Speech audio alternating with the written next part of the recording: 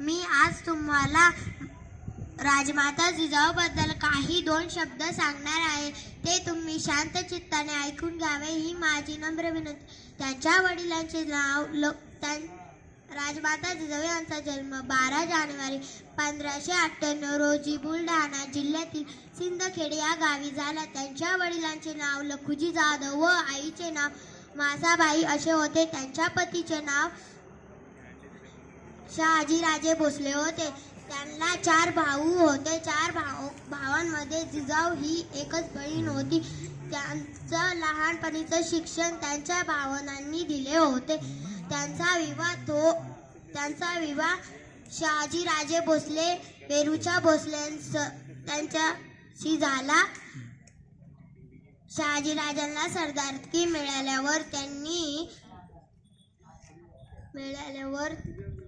खूप नवसाचा अभिमानाचा शिवराय जन्म झाला. एवढे बोलून मी माझ्या भाषणाचा